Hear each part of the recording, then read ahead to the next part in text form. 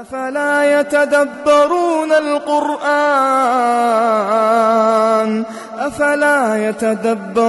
القرآن أم على قلوب أقفالها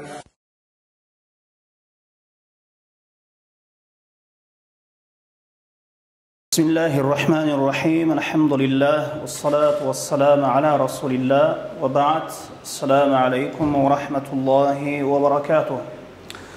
Урматтуу жамаат, урматтуу момун мусулман бир туугандар, мына Аллах Таала дагы бир насип кылып, дагы бир жума намазында жүз көрүшүп отурабыз. Биз өткөнкү жума баяндарыбызда ошол күн сайын ошол парыз намаздарыбызда жана жалпы намаздарыбызда дайым окуй турган Фатиха сүрөсүнүн тафсири тууралуу үйрөнүп окуп бара жатканбыз. Мына ошол Фатиха сүрөсү 7 аяттан турат. Мына ошол Бисмиллахир-рахманир-рахим. А'узу биллахи минаш шайтанир-ражим. Бисмиллахир-рахманир-рахим. Алхамдулиллахи раббил аламин. Фатиха сүрөсүнүн фазилети. А'узу биллахи минаш шайтанир-ражим. Бисмиллахир-рахманир-рахим. Алхамдулиллахи раббил аламин. Тууралуу айтып өткөнбүз. Эми бүгүн мына ошол келген жерибизден, келген аяттан андан ары окууну улантабыз. Ошол экинчи аятка келип токтогон экенбиз. Ар-Рахманир-Рахим, Малики яумиддин. Мына ошол эки аяттын маани маңызын, тафсирин окуй үйрөнгөнгө бүгүнкү жума баяныбызда аракет кылабыз. Ар-Рахманир-Рахим, мээримдүү, ырайымдуу деген. Аллах Таала мээримдүү, ырайымдуу деген. Экөөсүнүн мааниси бир эле, ырайымдуу, мээримдүү дегени. Бул эки ысым Аллахтын ысым сыпатынан рахма деген сөздөн келип чыккан. Бул эки сөздүн тамыры ар-рахма. Рахма деген сөздөн максат дүйнөдөгү бардык махлуктарга ырайымдуу жана акыретте момундарга ырайымдуу деген. Эми Рахим өзүнүн момун пенделерине ырайымдуу деген. Эми бул ар-Рахман, ар-Рахим мына ушул эки ысым сыпатта айырма бар. Мына азыр айтабыз. Шинкыйти рахимахулла айткандай, Рахман Аллах Тааладан башка эч ким сыпатталбай турган ысым сыпат. Рахимге тескерисинче Аллах Тааланын ысымдары бар. Аллахтын ушундай ысымдары бар. Ал ысымдарда Аллахка эч ким шериктеш эмес. Дагы бир ысымдары бар. Аллахтын дагы бир ысымдары бар. Анда Аллахка шерик болуу дурус. Мисалы, Аллах ысмы менен Аллахтан башка эч ким мына ушул ысымга шерик боло албайт. Бирөөнү Аллах деп айтсаңыз болбойт. Бул Аллахка гана таандык болгон ысым. Аллахтан башкасына сиз я халик, о жаратуучу десеңиз болбойт. Аллахтан башкасына я разик, я раззак, о рызкы берүүчү десеңиз болбойт. Жана Аллахтан башкасына я Рахман, о Рахман десеңиз болбойт. Бизде аябай кеңири тараган бир ушундай бир чоң бир кемчилдик бар. Баласына Абдуррахман деп ат коет дагы, кийинчерээк баласы кичине чоңоюп жаткандан атап келип туруп, анан шайтан аралашабы, анан Абду деген сөздү алып салат дагы Рахман деп атап калат. Баласын Рахман деп атап коюшат. Анан атап анан Рахман деп аталып калат. Бул Аллахтын өзүнө гана таандык болгон ысым. Ар-Рахман ысым сыпаты менен Аллах Таала момунга дагы, капырга дагы, мунафикка дагы ырайым кылат. Бул дүйнөдө баарына ырайым кылат, өзүнүн каргышына калган адамдарга дагы ырайым кылат. Мына ошо Ар-Рахман деген сыпаты менен. Бирок Ар-Рахим деген сыпаты менен кыямат күнү өзүнө ыйман келтирген, намаз окуган, Аллахтын парызын аткарган момун пенделерге ырайым кылат. Мына ушул айырмасы. Ошондуктан Аллах Таала ва кана бил муъминина рахима, ал момундарга ырайымдуу деген. Жана Аллах Тааладан башкасын эми сабыр деп айтса болот. Аллахтан башка, Аллахтын ас-сабыр деген ысымы бар. Эми Аллахтан башкасындагы я сабыр десеңиз боло берет. Жана Аллахтан башкасына Allah'tan al-mu'min деген ismi var. Allah'tan başkasındağı ya mu'min deseniz bola öğret. Jana Allah Ta'aladan başkasını ya Malik deseniz bola öğret. Jana Allah Ta'aladan başkasını ya Rahim deseniz bola öğret. Mına ошондуктан Allah'tın isminde şerikteş bolu durus emes bolgan ısımlar var, jana şerikteş bolugan ne durus bolgan ısımlar var. Mına ошондуктан Ar-Rahman ismi menen Allah Taala mu'minga dagı, kafirga dagı, munafiqqa dagı, jamanga dagı, жақшыга dagı rahim kıladı eken bu dünyada. Alem Ar-Rahman, Ar-Rahim sıfatı menen kıyamat günü özünün başı egen, özüne başı egen mu'min pendelerge gana rahim kıladı eken pende.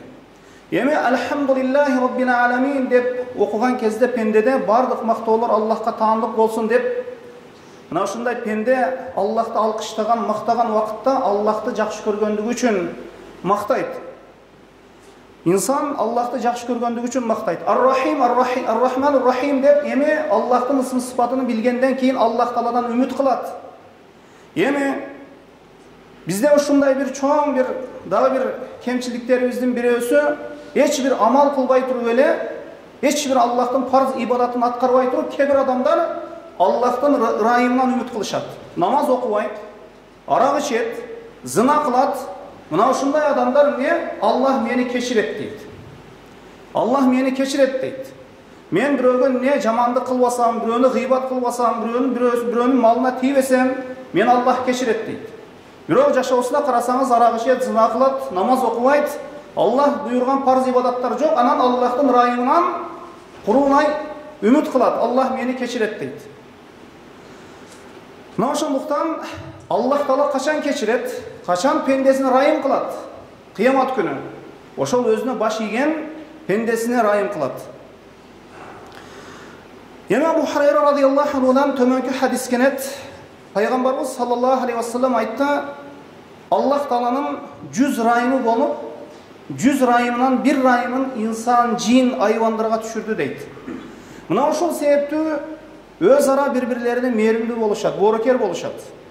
Mına ошол себептен жырткыч hayvanlar öz balasына райым бул. Мисалы үчүн өтө бир жырткыч hayvan дагы көрөсүз, кантип ушул жырткыч hayvan адамды көрсө жеп кое турган жырткыч hayvan баласына кантип райым кылар экен дейсиз. Бирок ошол жырткыч hayvan дагы Аллахтын Ар-Рахман ушул сыпаты себеп өзүнүн баласын таштап койбойт, коргойт, ысык сууктан сактайт, өзүнүн баласына райым кылат. Анеми Аллах Таала bir райымына 100 райымынан не? Oşol 100 rahiminden bir rahimin insan balası üçün, hayvanlar üçün жерге düşürgen bolsa, oşol 99'un kıyamat günü alıp kaldı deydi. Oşolduktan 99 rahimini kıyamat günü alıp kalgandan keyin Allah Taala'na ne? Ötö rahimdi zat ekendigini düşünüp jetebиz.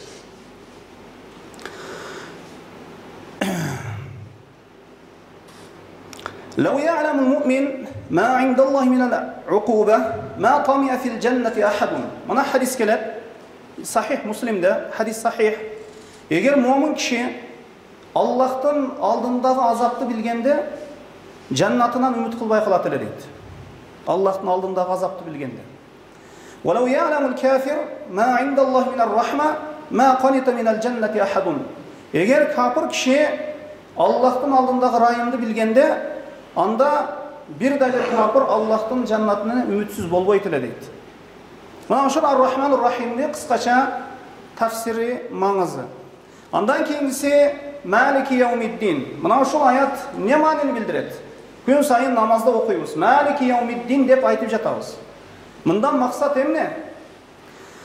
Allah Taala dünyanın jana ahiretin padişası. Allah Taala kemçildiksiz toluk padişa. Bu dünyadagi padişalardan barısının kemçildigi var. Bir nerseni köröp, bir nerseni körбөйт. Bir nersege kolu jetet, bir nersege kolu jetpeyt. Yemi Allah Taala dünyanın jana kıyamattın padişası.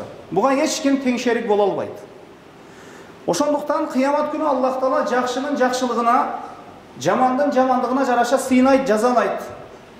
Kıyamat günü kanday boloruну bir elestettiğiniz gelse, mana bul tuuralı ayatlar köp. Kıyamat suresi dağı var. Allah Taala mana İnfitar suresinin 17. 18. 19. ayatlarında mınday deydi. وَمَا أَدْرَاكَ مَا يَوْمُ الدِّينِ ثُمَّ مَا أَدْرَاكَ مَا يَوْمُ الدِّينِ يَوْمَ لَا تَمْلِكُ نَفْسٌ لِنَفْسٍ شَيْئًا وَالْأَمْرُ يَوْمَئِذٍ لِلَّهِ. O Muhammed deydi. Biz aytpasak surak günü emne ekenin sen kaydan bilmeksin deydi Allah Teala. Anan surak günü, ahiret günü emne ekenin sen kaydan bilmeksin deydi. Mana bu jerde Allah Teala iki jolu kaytalap takitlep rastap aytып жатат. Ал күнү Аллахтан рухсат болмойынча эч кимге пайда жеткере албайт. Ата балага, бала атага. Адам баласы бул жашоодон ушундай бири-бирине пайдасы тийгиз, мындайча айтканда бири-биринен пайдаланып жашалат. Бири-бирибизден пайда көрөбүз барыбыр. Мамиле ушундай. Ата баладан пайда көрөт, бала атадан пайда көрөт. Мына ушундай бири-бирине пайда берет адамдар бири-бирине. Бирок кыямат күнү келген убакытта эч ким бирөө-бирөөгө не пайда бере албайт экен. Бардык иш Allah'ın ihtiyarında deydi. Mana kıyamet günü bolganda bir adam bir ızınsız oğuzundan bir tamga çıkpaydı, bir söz çıkpaydı. Mana ayatlar var buga. Oşonduktan adam balası kıyamet günü Allah'tan ruhsatsız süyleye de albaydı ki. Anan Allah'ın isimlerinin dağı birisi mi? Mana Eddeyyen degeni. Mana Maliki Yevmiddin degeni, Eddeyyen degeni. Allah Teala kıyamet günü büyük ünmenen aytat eken. Ana malikun ana dayyan, men dayyanmın deydi eкен. Жалпы қалайық халықтың алдында мен дайянмын deydi eкен. Dayyan degeni men esep kılıuçumун. Бирөөгөн жакшынын жакшылыгына жараша сыйлоочумун, жамандын жамандыгына жараша азаптоочумун, жазалоочумун деген экен. Эми акырет күнүгө ыйман келтирген менен акырет күнүгө ыйман келтирбеген адамдын жашоосу түп тамырынан айрыланат. Баары бир акырет күнүнөн ыйман келтирген киши коркот, кээ бир күнөөлөрдөн тыйылат. Жана ошондой эле ыймандын 6 түркүгүнүн бирөөсү да акырет күнүнө ыйман келтирүү. Кээ бир мусулмандар бар, Аллах өзү сактасын, мына ушундай мусулманмын деп, ла илаха иллаллах деп айтып туруп, анан оозунан куфур сөздөрү чыгып кетет. Кандай куфур сөздөрү чыгып кетет? Анан акырет күнү тозок, бейиш тууралуу айтсаңыз, кабыр тууралуу айтсаңыз, ал жака ким барып келиптир дейт. Ким ошол жакта ушундай азап бар экендигин айтыптыр дейт. Муну азыркы кезде не мусулмандардын оозунан чыгып кетип атат ушундай сөздөр. Бул албетте өтө коркунучтуу сөз. Инсан бир айткан сөзү менен Аллах Тааладан өтө бир алыстап кетиши мүмкүн.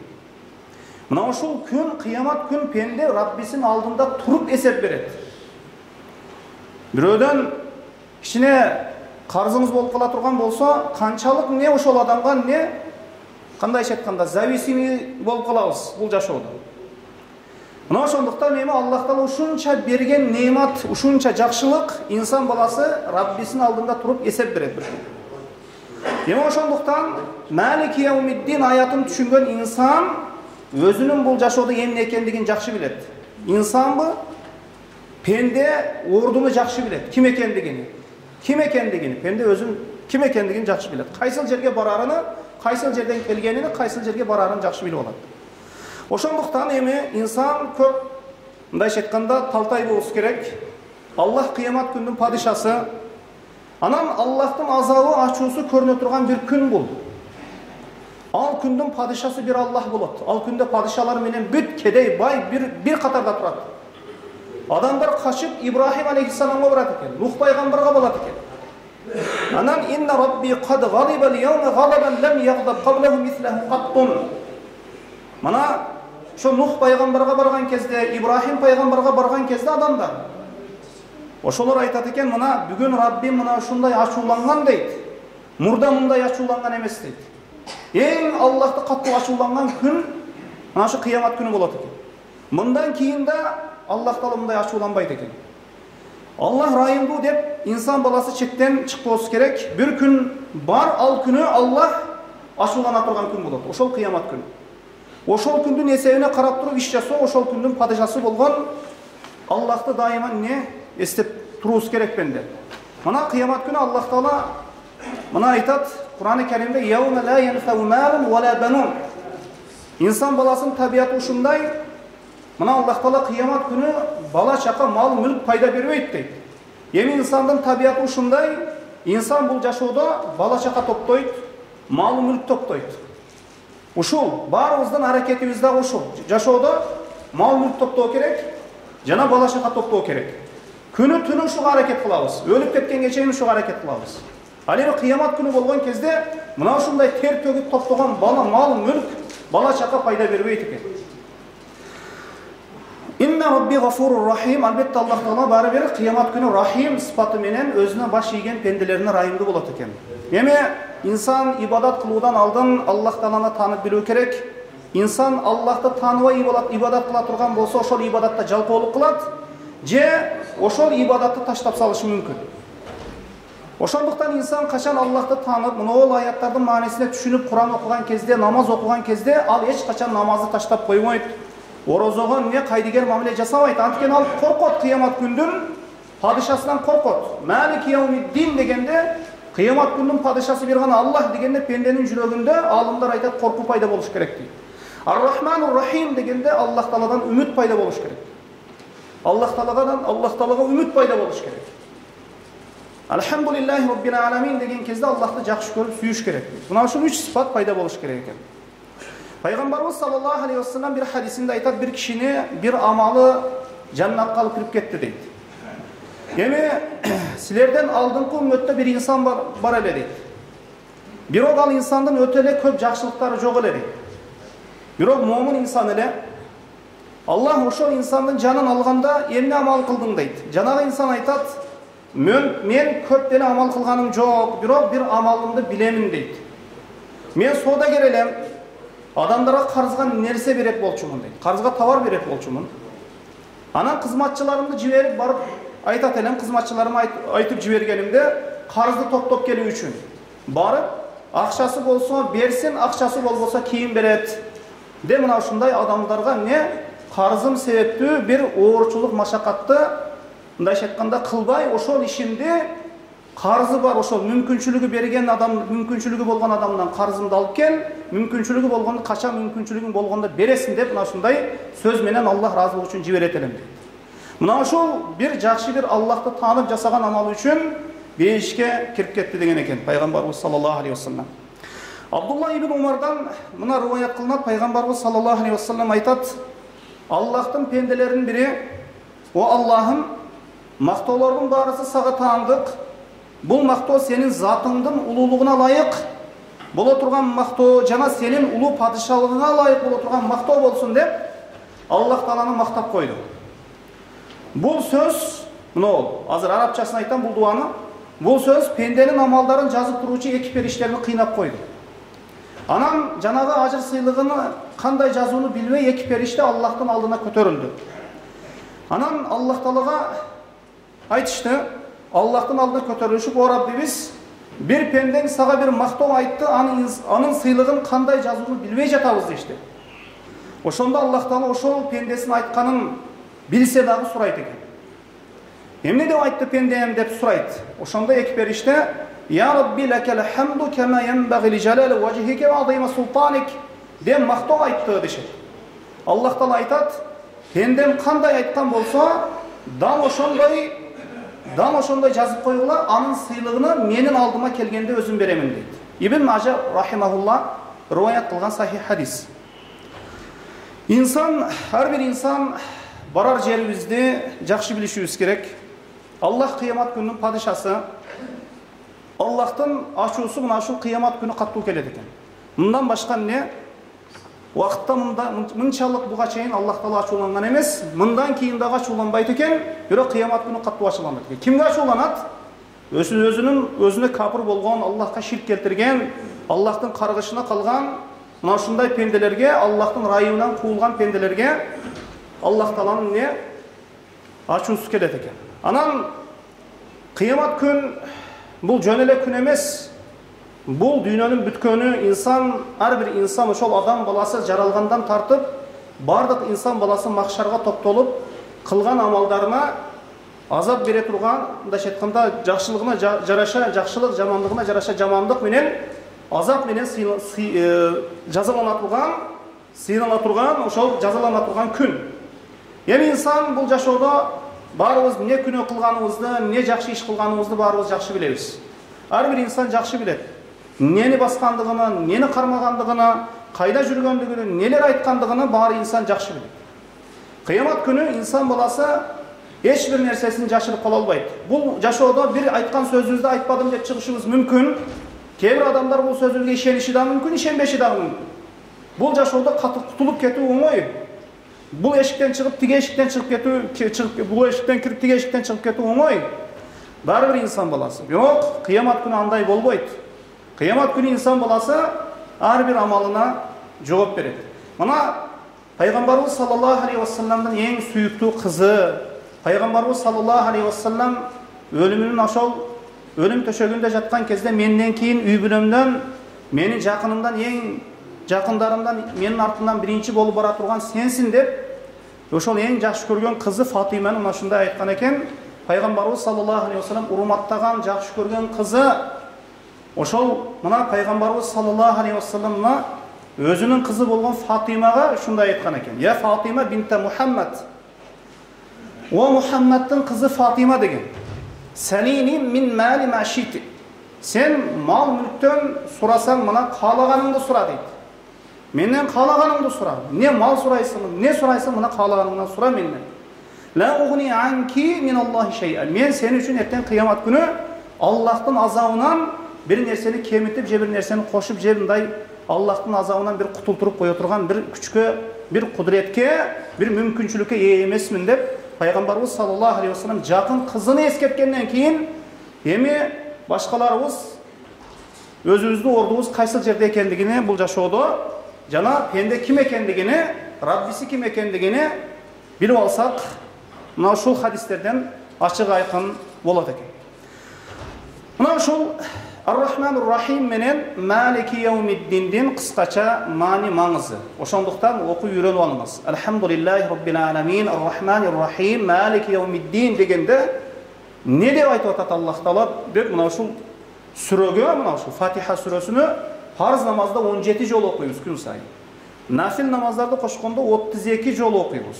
Nafil menen farzды koşkondo. Anan jön ele eç nerseni bilbey, valdıra öyle elhamdülillahi rabbil alamin rahmanir-rahim debeli okuy bersek ne hiç bir payda albayбыз, je bir mani maksatını düşünbeybiz. Mına uşul kıskası wagtda jetip kalıptır. Emki sabagыбызda iyyake na'budu ve iyyake nestaîn ihdinas sıratal mustaqim'de okuyoruz. İnşallah Allah buyursa. Subhanakallah ve hamdike eşhedü en la ilahe illa ente estağfiruke ve etûbü ileyk. Elhamdülillahi rabbil alamin bi rahmetike.